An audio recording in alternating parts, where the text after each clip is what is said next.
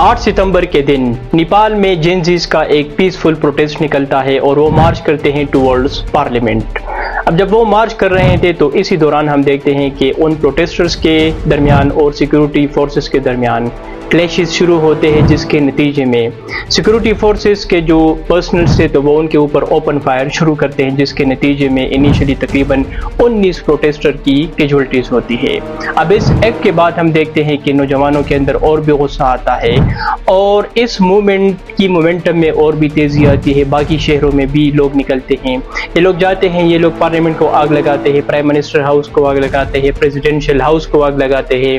काठमांडू में जितने भी पॉलिटिकल पार्टीज के हेडक्वार्टर्स है उनको ये लोग डिस्ट्रॉय करते हैं, मिनिस्टर्स को पकड़ते हैं, मारते हैं, नंगा करते हैं, बहुत ज़्यादा बुरा सलूक करते हैं उनके साथ। इसी तरह एक शोरफुल ट्रेजेडी ये भी होती है कि एक्स प्राइम मिनिस्टर का एक घर था जिनको ये लोग आग लगाते हैं, जिसके अंदर उनकी वाइफ मौजूद थी, तो उनको ये लोग जिंदा जलाते हैं। इसके पीछे रीजन ये बताया जाता है कि 4 सितंबर को नेपाल में तकरीबन 26 सोशल मीडिया प्लेटफॉर्म्स को बैन किया जाता है, जिसके नतीजे में ये जेनजीज नौजवान निकलते हैं और वो एक पीसफुल प्रोटेस्ट कर रहे थे, जिसके बाद फिर ये चीज़ जो है वो वायलेंस की तरफ जाती है।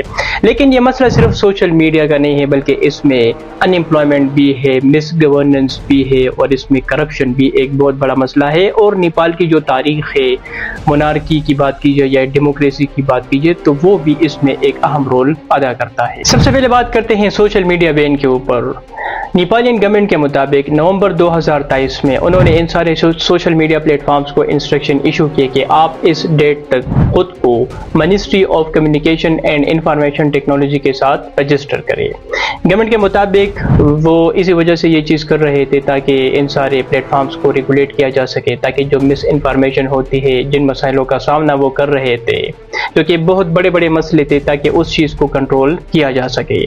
अब होता यूँ है कि 4 सितंबर को अकॉर्डिंग टू गवर्नमेंट उन्होंने इन 26 सोशल मीडिया प्लेटफॉर्म्स के ऊपर इसी वजह से बैन लगाया है, क्योंकि इनमें से सिर्फ टिकटॉक जो कि चाइनीज़ एक कंपनी है, तो उन्होंने खुद को रजिस्टर किया और बाकी प्लेटफॉर्म्स ने खुद को रजिस्टर नहीं किया। अब जो नौजवान है तो वहाँ पर नेपाल में तो अनएम्प्लॉयमेंट ऑलरेडी वहाँ पर बहुत ज़्यादा है और इन 26 सोशल मीडिया प्लेटफॉर्म्स में से फेसबुक भी था और इंस्टाग्राम भी था।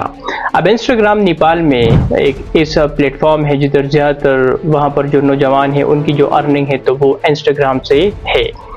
तो जब आप अनएम्प्लॉयमेंट ऑलरेडी बहुत ज़्यादा है कंट्री में, आप इन प्लेटफॉर्म्स के ऊपर specially in this era which is information era, artificial intelligence era, और फ्रीलांसिंग बहुत ज़्यादा लोग करते हैं, सोशल मीडिया को यूज़ करते हैं, यूट्यूब चैनल को लोग रन करते हैं और अर्निंग करते हैं। तो इस चीज़ के ऊपर जब आप बैन लगाते हैं, अनएम्प्लॉयमेंट ऑलरेडी बहुत ज़्यादा है, तो लोग तो प्रोटेस्ट करेंगे। तो जब वो नौजवान निकलते हैं, पीसफुल एक प्रोटेस्ट था, उसके ऊपर फिर वो फायर भी शुरू करते हैं, तो नतीजा वही हुआ जो आप सबने टीवी पर देखा है। ये जो नौजवान निकलते हैं तो इनके मुताबिक ये सोशल मीडिया का मसला नहीं था, बल्कि सोशल मीडिया के ऊपर ये इसी वजह से बैन लगा रहे थे क्योंकि अपनी करप्शन को छुपाने के लिए, अनएम्प्लॉयमेंट को छुपाने के लिए, इनकी जो मिस गवर्नेंस है उस चीज़ को छुपाने के लिए, इसी वजह से ये लोग सोशल मीडिया के ऊपर बैन लगा रहे थे। और वो समझ रहे थे कि ये सोशल मीडिया के ऊपर बैन जो हमारा फंडामेंटल राइट्स है, हमारा फ्रीडम है, तो उस चीज़ को कंट्रोल करना है। तो इसी वजह से ये हादसा पेश आया। पिछले कई सालों से नेपाल में अनएम्प्लॉयमेंट का मसला बहुत ज़्यादा बढ़ता है, खासकर कोविड-19 के बाद। इस दौरान हम देखते हैं कि एक बहुत बड़ी तादाद में नौजवान जाते हैं बाकी कंट्रीज़ में, और मैं एक वीडियो देख रहा था कि अनएम्प्लॉयमेंट इतनी बढ़ चुकी थी नेपाल में कि जो यूक्रेन और रशिया वार है, तो इसमें रशिया ने एक बहुत बड़ी तादाद में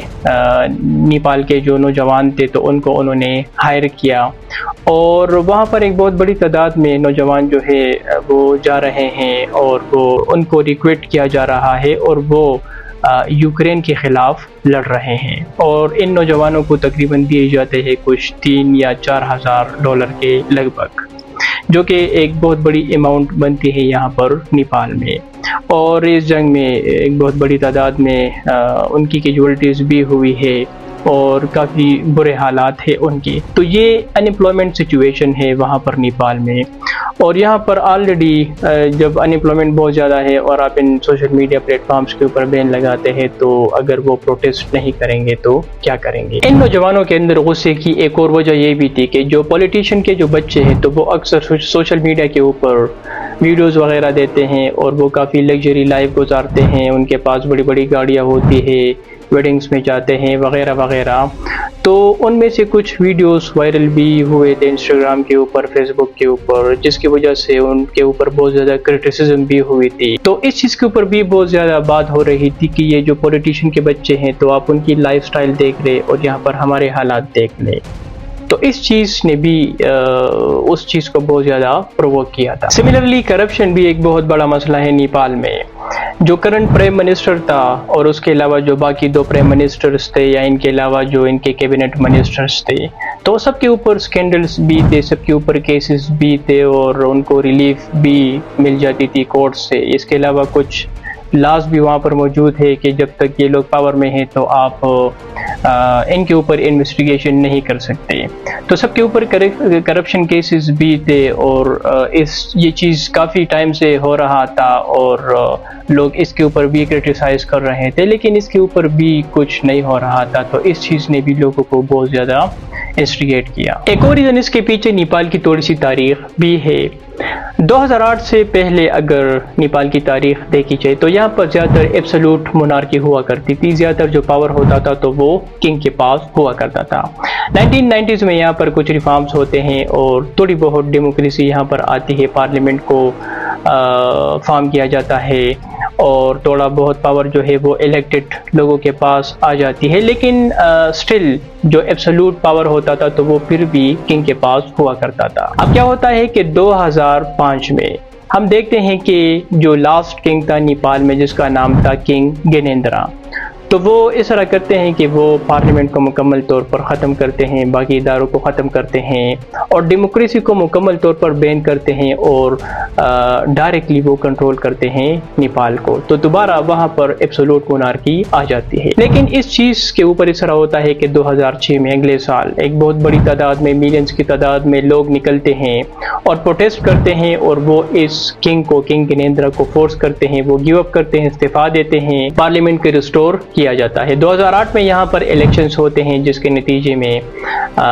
जो है डेमोक्रेसी को दोबारा रिस्टोर किया जाता है और एक नया कॉन्स्टिट्यूशन जो है उसको प्रिपेयर किया जाता है। लेकिन होता यूँ है कि 2008 में जो इलेक्शंस होते हैं, अगर वहाँ से हम देख लें 2025 तक, तो तकरीबन इन 17 सालों में 13 टाइम्स यानी 13 दफ़ा यहाँ पर गवर्नमेंट चेंज हो चुके हैं। अब जो लोग हैं तो वो ये समझ रहे हैं कि ये जो डेमोक्रेसी है तो ये हमें सूट नहीं करती और हमें दोबारा बादशाहत की तरफ जाना चाहिए। तो वहाँ पर ये डिबेट भी शुरू है कि हमें डेमोक्रेसी के ऊपर काम करना चाहिए फर्दर या हमें बादशाहत की तरफ जाना चाहिए।